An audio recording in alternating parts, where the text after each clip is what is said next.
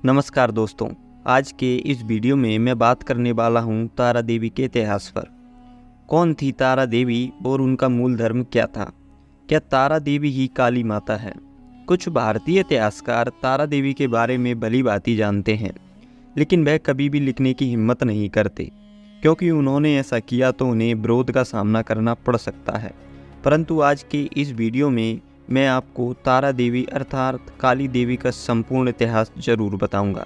लेकिन वीडियो शुरू करने से पहले अगर आपने हमारे YouTube चैनल को अभी तक सब्सक्राइब नहीं किया है तो हमारे चैनल को सब्सक्राइब अवश्य कर लें।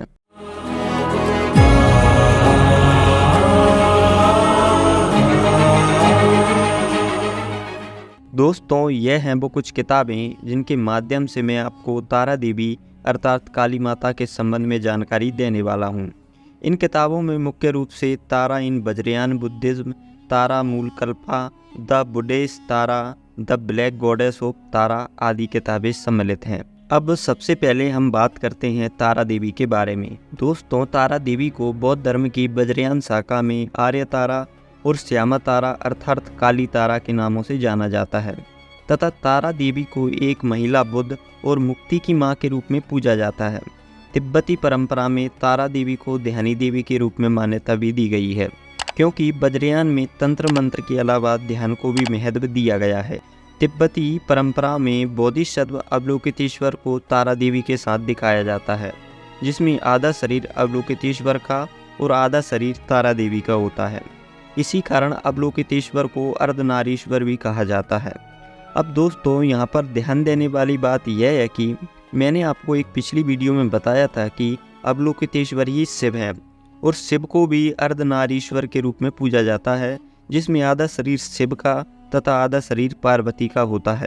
अर्थात शिव और पार्वती का जो कॉन्सेप्ट है वो वैदिक धर्म वालों ने यहीं से चुराया है।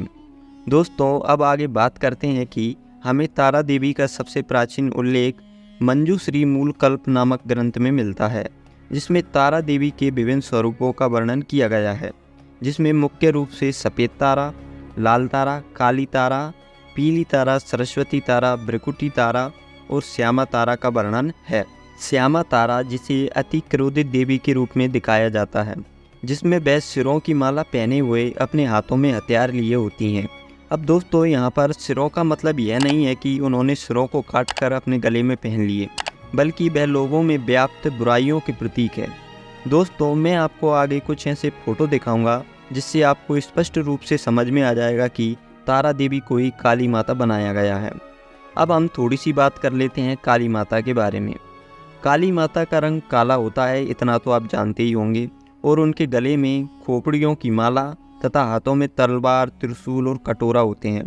अर्थात वैदिक धर्म में काली माता का जो स्वरूप हमें दिखाया जाता है वह स्वरूप असल में तारा देवी का है।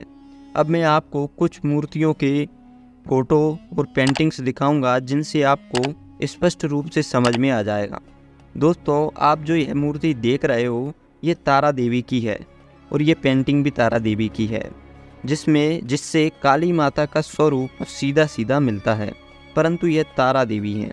अब आप यह मूर्ति देखिए जिसमें तारा देवी के गले में सिरों की माला और हाथों में हथियार है, परंतु यह काली माता नहीं है, क्योंकि यदि आप इसे गौर से देखोगे तो इस मूर्ति के ऊपर आपको बुद्ध विराजमान नजर आएंगे। अब आप अगले क्रम में इस मूर्ति को देखिए जिसमें तारा देवी लेटे हुए पुरुष के ऊपर खड़ी है। अब आप कहोगे नहीं, ये तो काली माता है जो शंकर जी के ऊपर खड़ी हैं, परंतु दोस्तों ये काली माता की मूर्ति नहीं है, यह तारा देवी की मूर्ति है। यदि आप इस मूर्ति को गौर से देखोगे तो इसमें तारा देवी के सिर के ऊपर बुद्ध बैठे हुए आपको नजर आएंगे। तो दोस्तों, अब आपको स्पष्ट रूप से समझ में आ गया होगा कि तारा देवी को ही काली माता बनाया गया है। उम्मीद करता हूँ दोस्तों आज की यह जानकारी आपको पसंद आई होगी। अगर इसी तरह की जानकारी आपको चाहिए तो हमारे चैनल को सब्सक्राइब अवश्य कर लें, इस वीडियो को लाइक कर दें और शेयर कर दें। धन्यवाद।